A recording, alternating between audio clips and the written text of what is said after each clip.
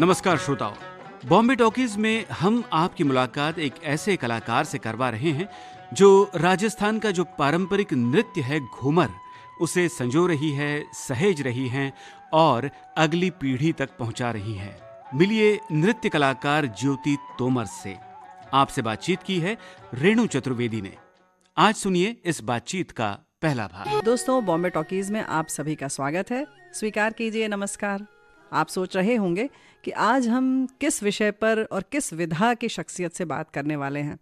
शास्त्रीय संगीत की बात हो या किसी विषय या किसी कला के शास्त्र की बात हो, आमतौर पर ऐसा माना जाता है कि ये जन सामान्य को बहुत अच्छा नहीं लगता या लोकप्रिय नहीं हो पाता, एक डर बना रहता है। क्या आप भी इत्तेफाक रखते हैं? लेकिन कई बार ये धारणा निर्मूल साबित हो जाती है और जैसे कहा जाता है ना कि खरा सोना खरा ही रहता है। समय के साथ न उसकी चमक घटती है और न उसकी कीमत। ऐसी ही हमारी और हमारे देश की बहुत सारी विरासतें हैं जिन्हें संजोना हमारा कर्तव्य है और श्रोताओं तक पहुंचाना, आप तक पहुंचाना भी हमारा ही कर्तव्य है। आज ऐसी ही शख्सियत को हमने बॉम्बे टॉकीज में आमंत्रित किया है और ये हैं ज्योति तोमर। ज्योति तोमर जी घूमर नृत्य, जो एक राजस्थान का पारंपरिक नृत्य है और कहा जाता है कि राजघरानों में ही इसका प्रदर्शन किया जाता था और राजघराने के लोग ही इसका प्रदर्शन करते थे। उसको इन्होंने सीखा और किस तरह से फिल्म पद्मावत में जो घूमर आपने देखा, जिसे कर रही थी दीपिका पादुकोण, इसका निर्देशन किया ज्योति तोमर जी ने। वैसे ये कोरियोग्राफर तो नहीं है, लेकिन इस कला को बहुत अच्छी तरीके से उसके मौलिक स्वरूप में लेकर आगे बढ़ रही हैं, इस धरोहर को संभाल रही हैं और हम तक भी पहुंचा दिया। हमने भी देखा और इस कदर प्रभावित हुए कि सिर्फ एक इसी नृत्य के लिए, जो कि इन्होंने पहला नृत्य निर्देशन किया, और इसी के लिए इन्हें मिल गया राष्ट्रीय पुरस्कार। तो है ना बड़े कमाल की बात। हमें लगता है कि बातें भी बहुत कमाल की होंगी। तो शुरू करते हैं और स्वागत करते हैं ज्योति तोमर जी का। ज्योति जी, आपका कार्यक्रम में बहुत बहुत स्वागत है। धन्यवाद रेणु जी कि आप लोगों ने मुझे इस कार्यक्रम में बुलाया। हमारे श्रोता ज़रूर बहुत खुश होंगे और मैं भी उत्सुक हूँ जानने के लिए कि आपका जन्म कहाँ हुआ। पहले तो ये बताइए। मैं तो यहीं बॉम्बे में ही पली बढ़ी, यहीं पैदा हुई हूँ मैं उत्तराखंड से। पिताजी बहुत साल पहले यहाँ आ गए थे और वो सेंट ज़ेवियर्स कॉलेज में प्राध्यापक रहे थे। तो यही बड़ा सा परिवार है मेरा और बम्बई में पले बढ़े, यहीं से पर पढ़ाई की और बस यहीं के हैं। लेकिन कहीं ना कहीं जड़ें जो हैं आपकी उत्तराखंड से हैं। तो फिर वहाँ का नृत्य और वहाँ का आपने क्या लिया और क्या लेकर आप आगे चली? वहाँ से तो बहुत सारा कुछ लिया है। सबसे पहली बात तो बम्बई में होने के बावजूद इस चीज़ के लिए ख़ास माँ पिताजी ने ध्यान दिया कि हमको अपनी भाषा बोलनी है। डेफिनेटली हम जो गढ़वाली बोलते हैं, बात करते हैं, उसकी धुन मिसिंग है, क्योंकि हर भाषा की एक धुन होती है, एक लहजा होता है, लेकिन गढ़वाली हम पूरी बोलते हैं, समझते हैं, हमारे बच्चे भी बोलते हैं। उसके अलावा गढ़वाली गीत और गढ़वाली नृत्य शैली भी हमको आती है। पिताजी यहाँ पर जो गढ़वालियों की जो संस्था थी उसके अध्यक्ष थे और वो गढ़वाल से कलाकारों को बुलाया करते थे, क्योंकि वो कहते थे कि जो प्रवासी है वो तो यहाँ आ गया है लेकिन उसे अपनी जड़ों को नहीं भूलना चाहिए। तो जब वो कलाकार आते तो हमारे परिवार में, हमारे घर में वो आया करते थे, रहते थे। तो उन लोगों के साथ में उनको मिलना, उनसे उनके गीत सुनना, उनके नृत्यों को देखना, सीखना, समझना, तो वो तो हमको गढ़वाल से बहुत कुछ मिला ही है और जब भी मौका मिलता है वहाँ जाते भी हैं। तो आपको तो मिला है और हम चाहेंगे कि थोड़ा सा यहाँ पर भी एक बांट दीजिए। आप कोई गीत की 2 पंक्ति सुना दें। हाँ, सावन का एक बड़ा अच्छा सा गाना है, राही जी का गाया हुआ। तो मैं उतनी बहुत बेहतर गायिका तो नहीं हूँ, लेकिन कोशिश। रिम झिम को मैणो लगो सोने रंगीलो रंगीलो, अजमी मेरो सोजण्या मिलो, अजमी मेरो सोजण्या मिलो। क्या बात है। तीले दारू बोल किड़ी रुमझमा, हाय मतिमा रुमझमा, हाय मतिमा रुमझमा। एक गाना जो है माँ हमेशा गाती थी और हमें अभी भी गाती हैं, लेकिन वो गाना हमको पूरा आता नहीं है। उसका कारण ये है कि वही बात है कि लड़की की शादी हो गई है वो ससुराल में है और कुछ त्योहारों में उसे अपने मायके की याद आती है, जो हमेशा का रहा है। जी। हमारी माँ शादी के बाद देहरादून से बम्बई आ गई थी और करीब 3 साल तक तो उनका आना जाना रहा था, लेकिन उसके बाद ऐसे हुआ, उस समय में तो देहरादून से बम्बई आना बहुत मुश्किल काम। तो दादी बिस्तर पर थी और फिर बच्चे हो गए थे, 3-4 बच्चे थे, तो उसके बाद फिर माँ नहीं जा पाई अपने माँ पिताजी को मिलने के लिए तकरीबन 14 साल। ओहो। क्योंकि हम इतने भाई बहन, दादी बेडरिडन थी, तो भाइयों की उनकी शादी हुई, बहनों की शादी हुई, माँ कहीं नहीं जा सकी क्योंकि यहाँ पर किसके पास छोड़ करके जाए। जी। तो एक गाना है वो हमेशा गाती हैं और उसके बाद थोड़ी देर के बाद में वो रोने लग जाती है, 2 लाइनों के बाद ही। तो वो हमको पता है, लोगों से सुनने की कोशिश भी की है, लेकिन लिरिक्स उसके ज़्यादा आती नहीं है, पर वो बहुत ही खूबसूरत गाना है। चौका कतीरा झपन्याली डालियों माँ घुगती घुरेली घूर घूर, भाई बहनों की खुद लगीच जिकड़ी झुरेली झूर झूर। बस इतना ही आता है, क्योंकि ये गाने का यही मतलब है कि घर के आंगन में झपने वाली डालियों में, मतलब एक से झुकी हुई फूलों से फलों से ऐसी डालियां जो हैं, उसकी मुझे याद आ रही है। और भाई बहनों की खुद लगीच, खुद का शब्द जो है ये इसका पर्यायवाची हम हिंदी अंग्रेजी किसी में भी नहीं ढूंढ पाए। पिताजी हमेशा कहते थे कि हर भाषा के कुछ ऐसे शब्द होते हैं जिसका पर्यायवाची आपको शब्द दूसरी भाषा में नहीं मिलता, वो भाव नहीं मिलेगा। तो जो खुद है उसका मतलब ये है कि जब हमें किसी की बड़ी ही याद आती है और उससे जो टीस और जो एक वेदना होती है, दुख वाली होती है, मतलब वो करुणामयी होती है, तो वो खुद है। तो कि भाई बहनों की, मतलब भाई बहनों की खुद लगी है, मतलब तो बस इसके आगे फिर माँ रोने लग जाती थी। हमको भी ये गाना इसके आगे आता नहीं है। चलिए, तो वहाँ से अब निकलकर वहाँ की संस्कृति को लेकर आप आगे बढ़ी जी। फिर आपने क्या सीखा? मेरे माँ पिताजी, हम लोग 9 बहनें हैं जी। और एक भाई, तो उन्होंने कभी भी हम लोगों को ये नहीं कहा कि तुम लड़की हो, तुम्हारा सीखना समझना कुछ कार्य करना सीमित है, कभी भी नहीं। उन्होंने हमें पूरी स्वतंत्रता दी अपने आप को जानने के लिए, अपने पढ़ाइयों के लिए, और जो भी हम दूसरी सांस्कृतिक चीज़ें करना चाहते थे उसके लिए। मेरी सबसे बड़ी बहन ने कथक सीखा है करीब 14 साल। तो जब मैं 4 साल की, पौने 4 साल की थी, तो जब वो रियाज़ किया करती थी, उनके गुरुजी घर आते थे तो वो करती थी, और मैंने भी तब से ही उनके पीछे पीछे थोड़ा थोड़ा करना शुरू किया। तो उन्होंने मुझे तब कथक सिखाना शुरू किया। तो कथक तो सीख रही थी, और उसके अलावा स्कूल कॉलेज में जो डांस वगैरह होते थे वो भी हम सीखते ही थे। मैं 9वीं कक्षा में थी जब डांस बैले हुआ था वार्षिक उत्सव में स्कूल के, सेनानी।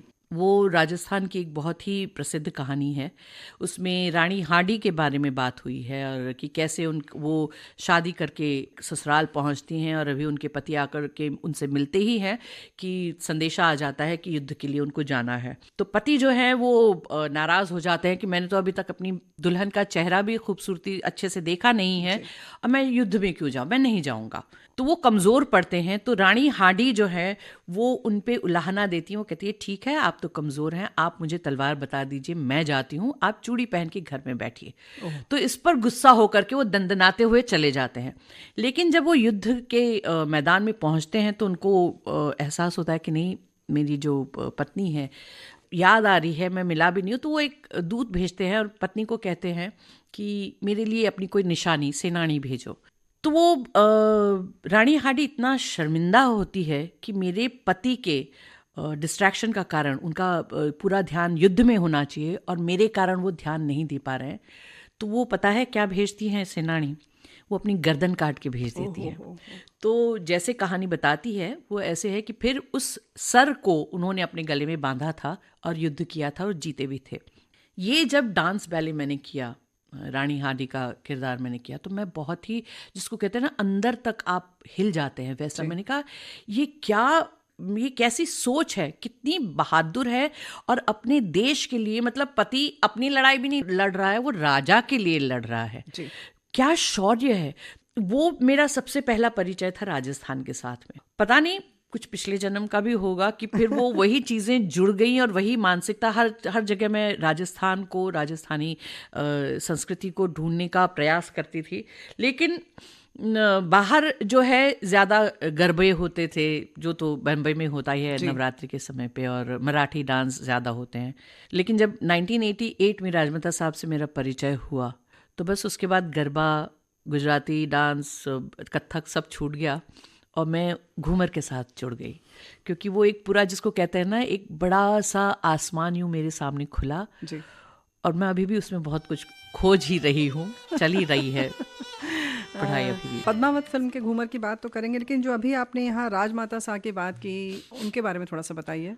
राजमाता साहब वो किशनगढ़ के राजघराने की राजकुमारी जी। और उनको पद्मश्री मिला था घूमर को पुनर्जीवित करने के लिए 2007 में।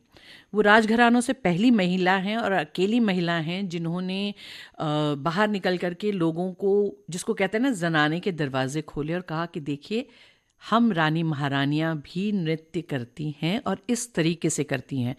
आम जनता के दिमाग में ये एक धारणा है कि रानी महारानियाँ डांस नहीं करती हैं, नृत्य नहीं करती हैं, और ये बहुत ही मूर्खतापूर्ण सोच है।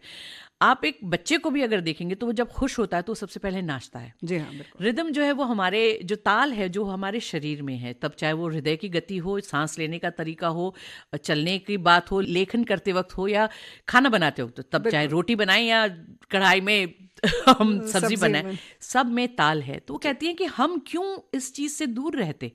तब हमारे पास ऐसे थोड़ी है कि अगर मैं खुश हूँ तो मैं अपने आसपास के स्टाफ को कहूँगी कि भाई आज मैं बहुत खुश हूँ, नाचो तुम। वो क्यों नाचेगी? खुश तो मैं हूँ तो नाचूंगी तो मैं। तो सारे पर्व, त्योहार, तीज जो भी है, तब चाहे राजा जीत करके आए हैं, या तीज है, या होली है, या दिवाली है, नई बहू घर आई है, हमें मौका मिलने चाहिए होता था, और हम लोग जो है अपने जनाने में नृत्य किया करते थे। यहाँ तक कि जब नई बहू घर आती है, और ये आज दिन तक ये रिवाज चलता है कि जब राजघराने में या राजपूत परिवार में लड़की बहू नई आती है तो सबसे पहले महिलाओं के घर की महिला सदस्यों के बीच में नृत्य करती है, नाच करती है या घूमर करती है। और ये जो धारणा है कि नहीं, राजपूत लड़कियों पे बड़े ही अनुशासन और वगैरह वगैरह हैं, लेकिन इतने भी नहीं हैं कि वो बिल्कुल लाचार हैं और कुछ नहीं कर सकती है। तो राजमाता साहब ने कहा कि जब हमारे किले जो है उनके दरवाजे खुल गए, म्यूजियम बन गए, लोग पैसे दे करके टिकट लेकर के अंदर जाते हैं और फिर कहते हैं हाँ ये बेडरूम रहा होगा, ये बिस्तर रहा होगा, अच्छा वो अलमारी थी, तो फिर ये खाना यहाँ बनता रहा होगा। तो जब ये सब बातें हैं तो क्यों नहीं हम महिलाओं का नृत्य भी लोगों को पता चले। तो इसके लिए उन्होंने 1986 में अकेडमी बनाई, गणगौर घूमर नृत्य अकेडमी, और उन्होंने कहा जो मेरे पास सीखने आएगा मैं उसको सिखाऊंगी। क्या बात। कोई बंधन नहीं, और वो किसी से फीस नहीं लेती थी जी।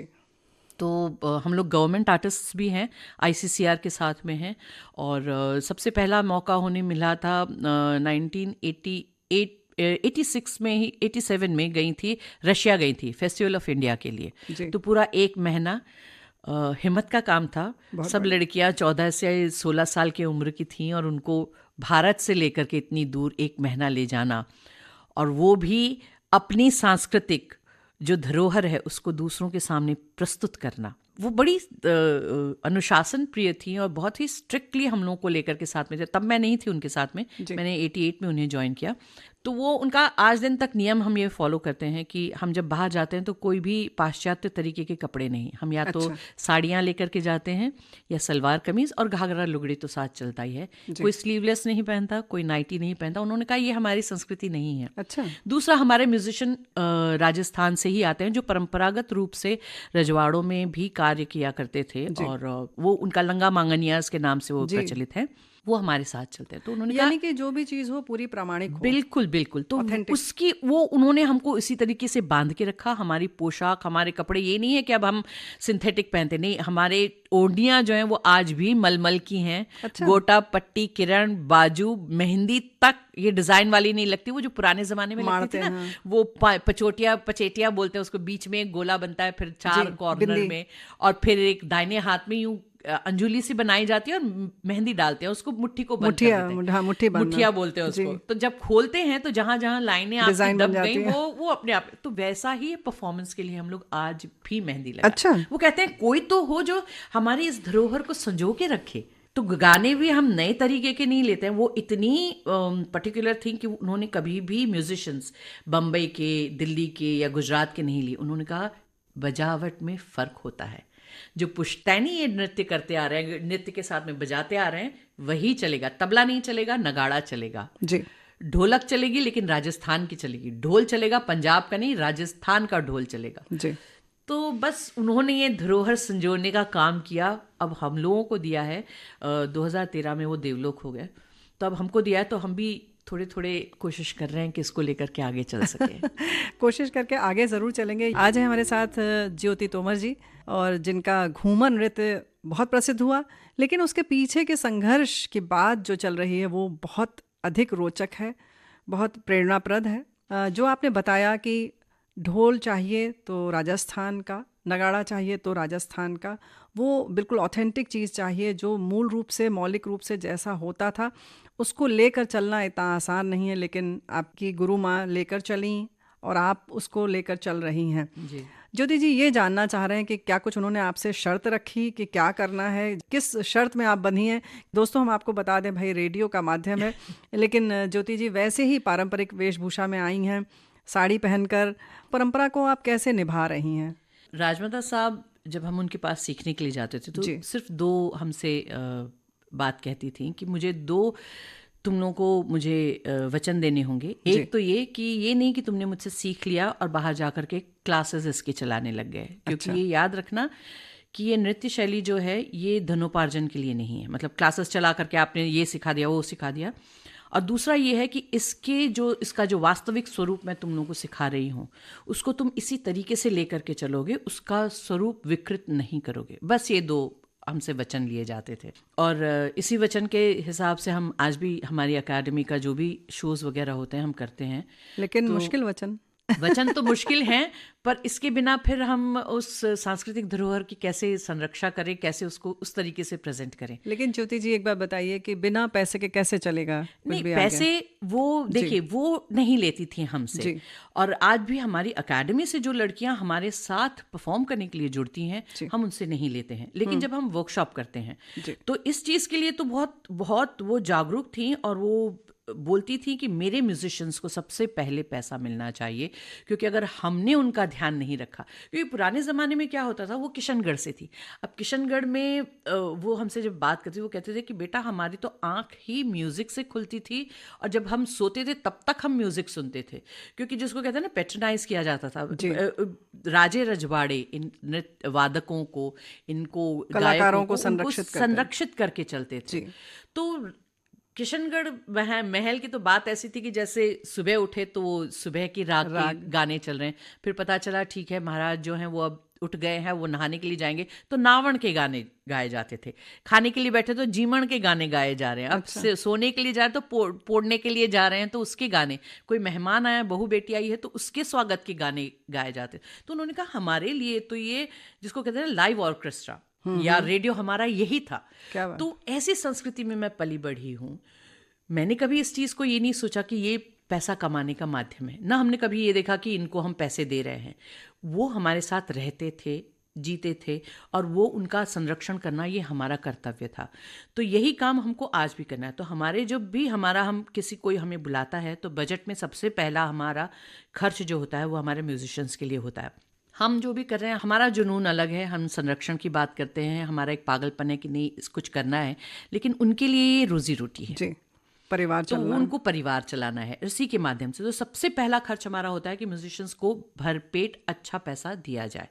उसके बाद में जो लड़कियां सिखाने के लिए हमारे साथ चलती हैं, क्योंकि कोई भी प्रोफेशनल डांसर्स नहीं है, सबका अपना परिवार है, सब अपनी अपनी नौकरियां कर रही हैं, तो वो नौकरी छोड़ करके हमारे साथ आती हैं वर्कशॉप के लिए, परफॉर्मेंस के लिए। तो फिर उनका जो है हम उतना तो नहीं दे सकते हैं जितना उनको नौकरी में मिल रहा है, लेकिन एक दैनिक भत्ते के हिसाब से हम उनको थोड़ा बहुत रखते हैं, क्योंकि उनका भी जुनून वही है कि हाँ भाई ये डांस फॉर्म है, हमको करना है। तो इस चीज़ के लिए वो बहुत बहुत अनुशासित तरीके से हम लोग को लेकर के चलती थी, और वो कहती थी क्लासेस इसलिए नहीं चलाने हैं क्योंकि जहाँ हम क्लासेस चलाने लगेंगे तो फिर हमको म्यूजिक की ज़रूरत पड़ेगी, और म्यूजिक हम इन म्यूजिशियंस को हम बिठा के नहीं रख सकते जी। हैं।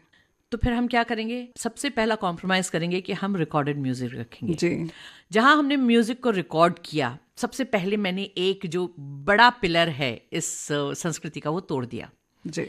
वो तोड़ दिया माने आप रिकॉर्डेड म्यूजिक में भले ही आपको लगता है कि आपका कॉस्ट प्राइस कम हो जाता है, सब कुछ है, लेकिन जो एक जिसको कहते हैं ना स्पॉन्टेनिटी जो होती है, जो एक आत्मा होती है, वो खत्म हो गई, रूह तक नहीं पहुंचती बात। बिल्कुल बिल्कुल। जी। तो इसीलिए जब हमारे वर्कशॉप में आते हैं लोग, तो वो जो चीज को सबसे ज्यादा अच्छा महसूस जिससे करते हैं। उत्साहित होते हैं वो है लाइव म्यूजिक। गाने को आप सुनिए, एक रिकॉर्डेड में जो ढोल बजेगा जी। और आपके सामने जो ढोल बजेगा, बहुत फर्क है। आपके कितने ही पाँव क्यों ना दुख रहे हो, कितने ही आप थके क्यों ना, आप तुरंत खड़े खड़े हो होकर के जाएंगे। नाचेंगे ही।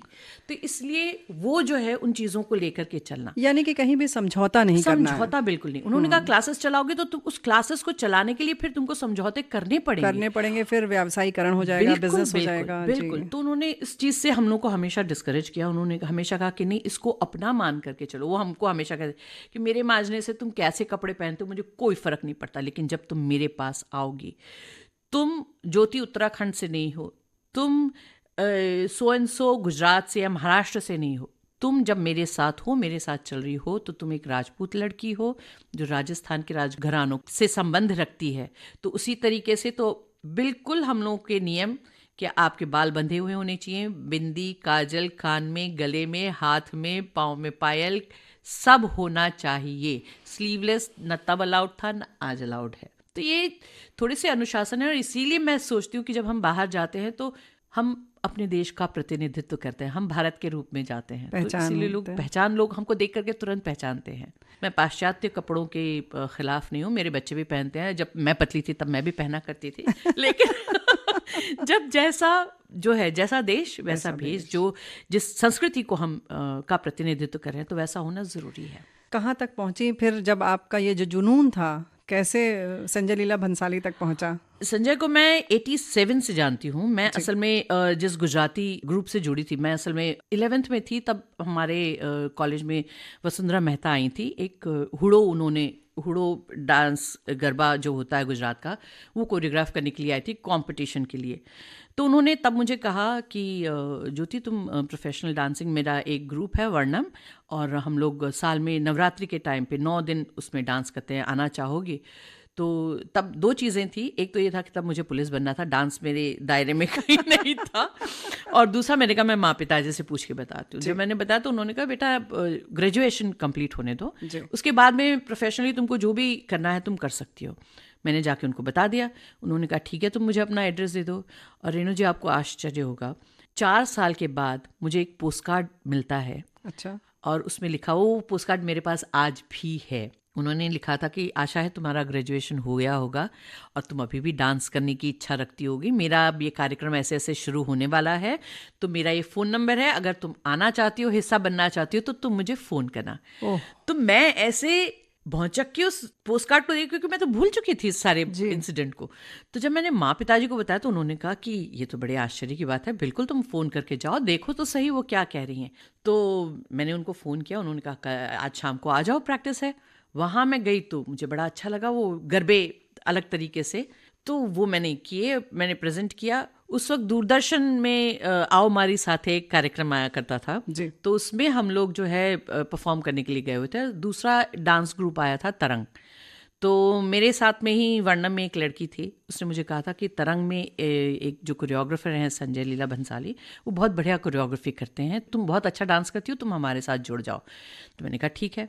तो वो जब मुझे आज भी याद है, जब वो एंटर हुए थे ऐसे सामने दूरदर्शन में, हम तो अपने घाघरे वगैरह में तैयार बैठे थे, और मैंने कहा वाह ये कौन है। जब उनका मैंने डांस देखा तो मैं और एकदम मंत्रमुग्ध हो गई थी, जिसको कहते हैं जैसे कि डोरी से बांधा हुआ उस सारी लड़कियों को। अच्छा। बिल्कुल। और फिर जब उन्होंने सबने डांस किया और मैं ऐसी थी कि बस अब मुझे ये डांस में मुझे भी हिस्सा बनना है जी। जब डांस खत्म हुआ फिर लड़कियों को पड़ी डांट। अच्छा। क्योंकि मुझे तो कहीं कोई कमी नहीं दिखाई दी, लेकिन संजय को जरूर दिखाई दी थी। और जब उन्होंने डांटा तब मैंने कहा वेल, एक म्यान में 2 तलवारें नहीं रह सकती, वो भी शॉर्ट टेम्पर्ड, मैं भी शॉर्ट टेम्पर्ड। तो फिर उनसे मेरी मुलाकात हुई थी, मैं मिली, तो उन्होंने कहा बिल्कुल तुम आओ हमारे साथ डांस करना। पर अगले साल, क्योंकि इस साल का तो हो गया था, अगले साल मैंने राजमाता साहब को ज्वाइन कर लिया था। तो फिर धीरे धीरे गुजरात वाला मेरा डांस छूटा गया, लेकिन संजय के साथ में मैं टच में थी। 2003 में हम लोग का एक कार्यक्रम बम्बई में हुआ था, तो मैंने उनको बुलाया था कि संजय आइए आप देखिए हम लोग क्या करते हैं, गुजरात नहीं राजस्थान में क्या कर रहे हैं। तो जब उन्होंने देखा, तो एक तो उनको भी लाइव म्यूजिक बहुत पसंद है, तो जब उन्होंने पूरा देखा कि हम इतनी पारंपरिक पोशाक में और लाइव म्यूजिक के साथ में, ये फॉर्म उन्होंने कभी देखा नहीं था।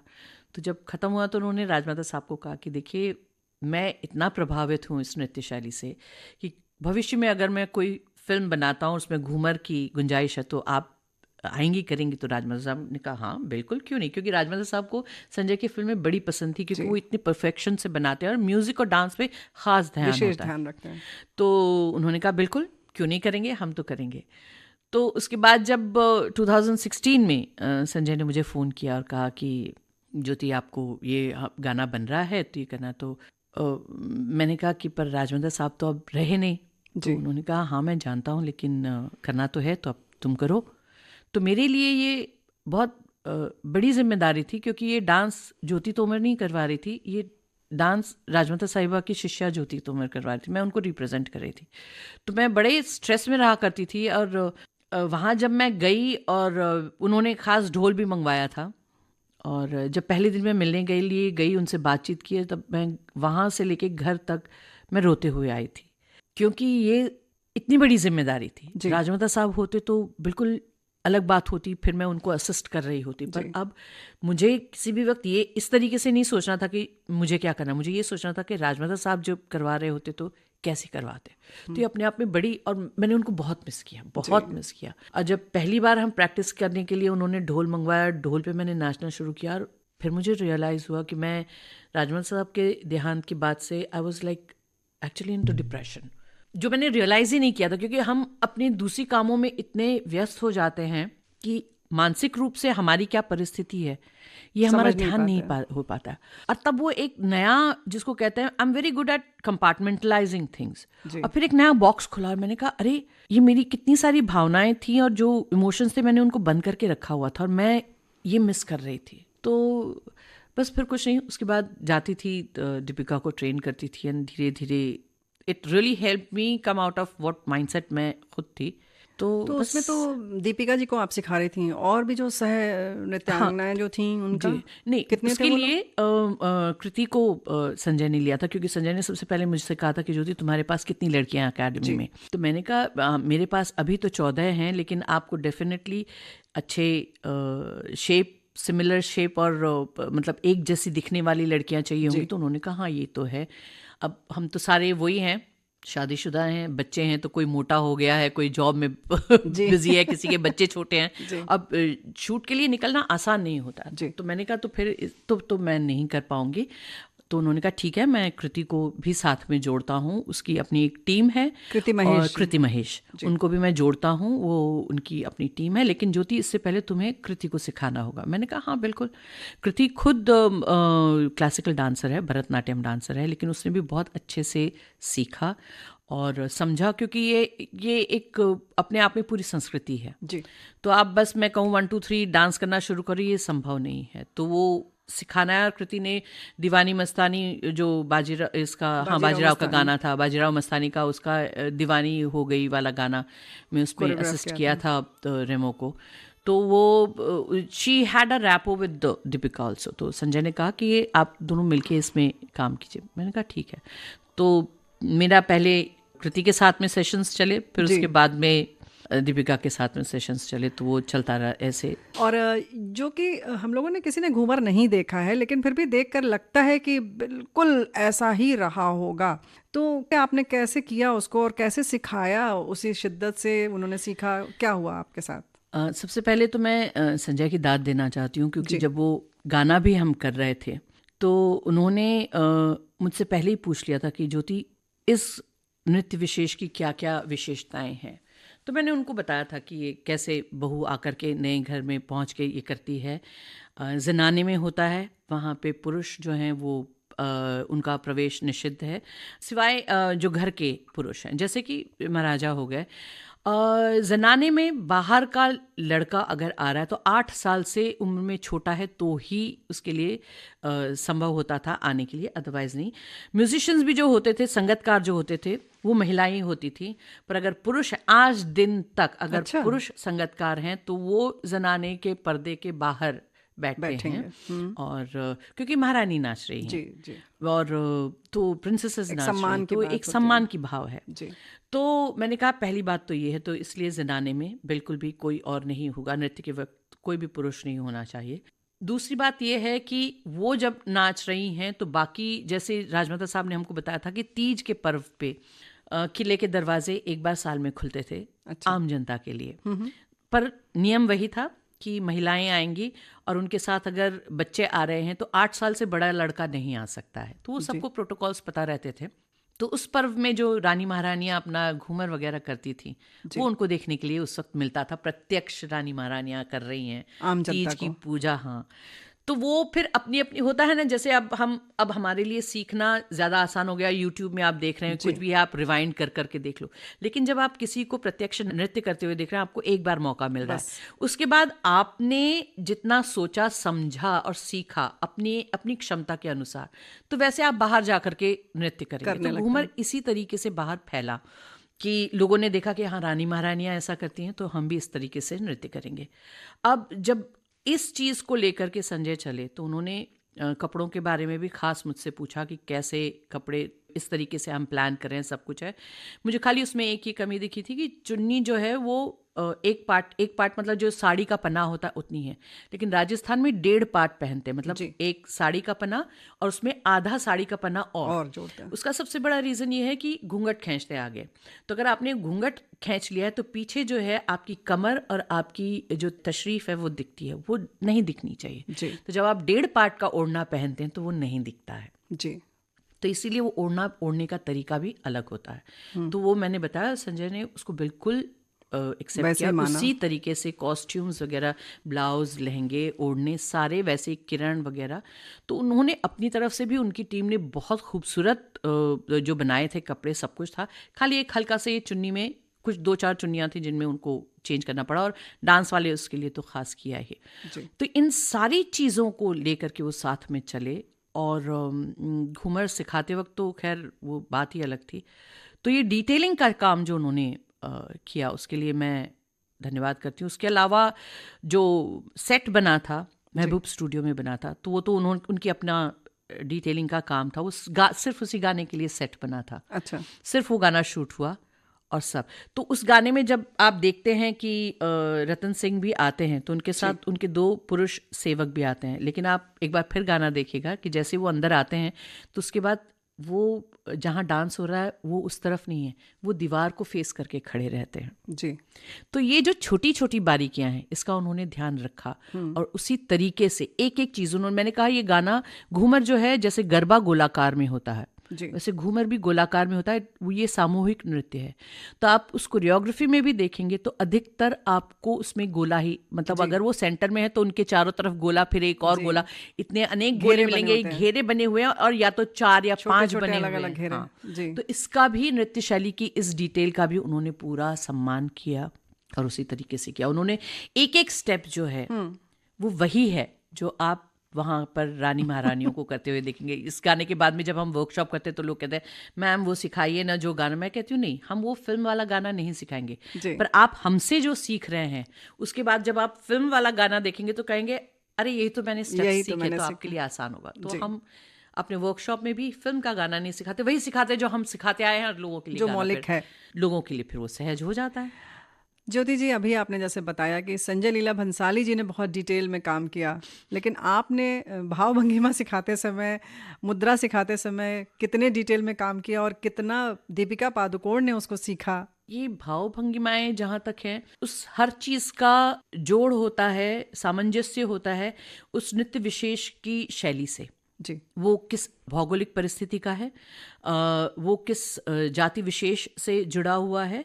आई नो लोग कहेंगे कि जातियों की बात हो रही है, लेकिन ये एक सहज बात है जी। और बचपन से आपको आपका पालन पोषण किस तरीके से हुआ है, तो राजमाता साहब जैसे बताते थे कि देखो, हमको बचपन से ही सिखाया जाता था कि तुमको इस तरीके से बैठना है, तुम इस तरीके से चलोगी, इस तरीके से बातचीत। हम लोग की बाकायदा ट्रेनिंग होती थी, प्लस हम लोग आसपास अपने घर की और महिलाओं को भी देखते थे। तो जो हम इतने अनुशासन में पलते बढ़ते थे, वो नृत्य करते हुए हम लोग उछल कूद तो कर नहीं सकते हैं, जी, वैसा ही अनुशासित हम नृत्य भी करेंगे। मतलब बहुत ज्यादा ऊंचा नीचा हाथ पैर नहीं चलेगा। नहीं चलेगा, वो बिल्कुल बंद के। दूसरी बात जो उन्होंने खास हमको समझाया, उन्होंने कहा ये नृत्य उस समय से आता है जब सेफ्टी पिन और हेयर पिन नहीं होती थी। अच्छा, आपका भारी लहंगा है, आपका सर नहीं खुलना चाहिए, क्योंकि आपने जो सर पे पल्लू लिया है वो रिस्पेक्ट के लिए लिया है आपने। तो आप जब नृत्य कर रहे हैं और आपका सर खुल जाता है, वो नहीं होना चाहिए। तो आपको अपने ओढ़ने का ध्यान भी रखना है। आपका सामने से, क्योंकि सेफ्टी पिन नहीं है, तो जो आपके बाजू के साइड में आपका जो ओढ़ना है, आप वो जिसको कहते हैं बगल में आप दबा के वो नाच रहे हैं। हाथी दांत के आपने चूड़े पहने हुए हैं, तो आप उसमें जैसे भांगड़ा के जैसे हाथ करेंगे तो आप खुद ही अपने आप को चोट पहुंचाएंगे, क्योंकि चूड़े पहने हुए हैं आपने। फिर आपने इतने गहने पहने हुए हैं, आपका इतना भारी लहंगा है, क्योंकि आप उत्सव में नृत्य कर रहे हैं, घर का जो भी उत्सव है। तो इसलिए थम के अच्छा सहज, और रेगिस्तान वाली जगह है, तो आप अगर बहुत धमाकेदार नृत्य करेंगे तो आपको प्यास तो लगेगी जी। अब आप कितना पानी पिएंगे, हवा ऐसी है सब। तो इसलिए मध्यम मध्यम ठंडा ठंडा ये नृत्य इस तरीके से किया जाता है। कलाई कैसे मुड़ेगी, कमर की लोच कितनी होगी, ये भी सब वो हमको सिखाते थे। वो कहते थे अगर हम सर पे पल्लू रेल रखा है और आपने झटका दिया अपने सर के पल्लू को, तो आपका पल्लू गिरेगा जी, जो नहीं होना चाहिए। लेकिन यही काम अगर आप किसी दूसरी जाति विशेष में देखेंगे तो आप ये देखेंगे कि उनका सर का पल्लू ऐसे नहीं होता, उनका सर का पल्लू पीछे से बंधा हुआ होता है। जी, जी। जैसे अगर आप कालबेलिया वालों का नृत्य देखेंगे तो उनका सर का पल्लू पीछे से बंधा हुआ होता है। उनके गहने भी जो हैं वो सारे उनके कपड़ों पे सिए हुए होते हैं, टके रहते हैं। अब यहाँ पर आपने राखड़ी पहनी है, कान में इतना है, गले में इतना है, बाजूबंद हैं, आपके चूड़े हैं, सब कुछ है, और उसमें अगर आप झटाक पटाक नृत्य करेंगे तो आधे गहने तो यहीं बिखर जाएंगे, कुछ कपड़ों में उलझ जाएंगे, तो संभव नहीं है। तो ये एक सांस्कृतिक पेशकश है उस नृत्य के, दर्शाती है मतलब, बिल्कुल नृत्य के माध्यम से आपके सांस्कृतिक परिवेश जो है, आपका जो उठना बैठना है, सब कुछ वो दिखाता है। यही सारी चीजें जब मैं दीपिका को ट्रेन कर रही होती थी तो मैं उनको समझाती थी। मुझे अभी भी याद है कि एक वो सर्कल है कि जब हम डांस कर रहे हैं और वो फिर वो उनको नीचे झुक करके फिर उठना था, तो वो हम कर रहे थे और वो बार बार हो नहीं रहा था। और फिर मुझे अचानक ध्यान आया कि ये नहीं होने का कारण क्या है। फिर मैंने ओढ़ना मंगवाया, फिर मैंने ओढ़ना उनको बिल्कुल उसी तरीके से पहनाया जैसे पारंपरिक तरीके से पहना संभाल के उठना है। मैंने कहा आप ये करेंगी, सर्कल लेंगी, नीचे झुकेंगी और वापस आएंगी, पर ये आपका सर नहीं खुलना चाहिए। और ये चीटिंग भी नहीं चलेगी कि घूंघट खींच लिया, मुंह में पकड़ लिया, नहीं, सर पे होना चाहिए और गिरना नहीं चाहिए। अब फिर उन्होंने बिल्कुल वैसा ही किया जैसा उनको करना था। तो वो एक जैसे ओढ़ना पहना तो बंधन शरीर में वैसे ही आ गया, शरीर ने खुद ही अपने आप को कंट्रोल कर लिया। एंड जैसे ही उन्होंने वो किया तो मैं बैठी हुई थी, मैंने वेरी गुड करके मैं ऐसे ताली बजा के खड़ी हुई। वो भी इतनी खुशी से कूदी कि वाह, नाउ आई अंडरस्टैंड। मैंने कहा बिल्कुल। तो ये जो बारीकियां उन्होंने जानने की कोशिश की, और उन्होंने ये नहीं कहा, किसी भी वक्त ये नहीं कहती थी कि जाना है कि क्या। मतलब कितनी बार ये होता था कि हम सिखा रहे हैं तो हम सोचते थे शायद थक गई हैं, तो थोड़ा ब्रेक, फिर वो थोड़ा 2 सिप पानी का लेती थी, हम दोनों रुके रहते थे कि विदिन 2 मिनट्स चले आगे करते हैं, तुरंत खड़ी हो जाती थी और फिर सीखती थी। तो पाँव की लचक है, फुटवर्क है कि लेफ्ट ऐसे करना है, किस तरीके से करना है, लचक कितनी आनी चाहिए, लोच कितनी होनी चाहिए, गर्दन का झटका है या कंधे ऊंचे जाके गिराने हैं या झटका शोल्डर का देना, ये सब चीज़ें बहुत ही बंद करके उन्होंने सीखी और समझी। हम जैसे है गरबे में जिस उन्मुक्तता से आप नृत्य कर सकते हैं उसमें और घूमर में और नाच में किए जाने वाली जो उन्मुक्तता है, बहुत फर्क, उसमें बहुत फर्क है। गरबा इसीलिए तो खेलते हैं ना। हाँ, और दूसरा क्या है, गरबे में आप देखेंगे कि महिलाओं के साथ में पुरुष भी करते हैं। राजस्थान में ये प्रचलन नहीं है और उसका अलग अलग कारण है, पर महिला और पुरुष का नृत्य साथ में कहीं पर भी, अब तो खैर सब करते हैं, लेकिन पारंपरिक रूप में ऐसा नहीं होता है। जितने डिटेल में आप बता रही हैं, संस्कृति की बात कर रही हैं, तो क्या आपने नृत्य सिखाते समय दीपिका जी से भी यही सारी बातें की और उन्होंने समझा इस चीज़ को, या बिना समझे कर लिया? नहीं, बिल्कुल समझाया, बिल्कुल समझाया। एक एक चीज, मतलब मैं जितना समझाती थी उसके बाद उनके अपने भी सवाल होते थे, समझने के बाद वो पूछते थे अच्छा मतलब ऐसा क्यों, लेकिन ये क्यों, तो वो भी सारी बातचीत होती रहती थी। और जब एक बार जब हम शूट कर रहे थे तो उन्होंने एक दिन कहा कि आप अपने गुरु की इतनी बात करते हैं, and she has been a brave lady, आपके पास उनका नृत्य का कोई वीडियो है क्या? तो मैंने कहा मुझे ढूंढना पड़ेगा, क्योंकि हमने कभी कभी सोचा ही नहीं था कि वो ऐसे अचानक चली जाएंगी। तो फिर मैंने घर में जाके खंगाला तो हमारे पास एक वीडियो था, तो वो मैं रिकॉर्ड करके लेके गई, एंड वो उसको देख करके वो इतनी मेस्मराइज थी, एकदम अभिभूत जिसको कहते हैं ना, वो कह रही थी ये कितना खूबसूरत। मैंने कहा she is 63 when she is dancing this. So उनका पहला रिएक्शन ये था कि हाँ she is 63 but that's not any older age. मैंने कहा नहीं वो सही बात है, लेकिन आज ये देखिए कि वो ग्रेस उनमें इस वक्त जो है वो मुझ में नहीं है। तो संजय ने भी आके कहा, उन्होंने कहा सर देखिए ये इनकी गुरु। तो संजय ने ऐसे देखा वो डांस, मुश्किल से 10 सेकंड देखा, कहा ज्योति तुम इनके सामने कुछ भी नहीं हो। मैंने कहा आप उनका और मेरा नाम साथ में भी मत लीजिए, क्योंकि हम में इतना अंतर है।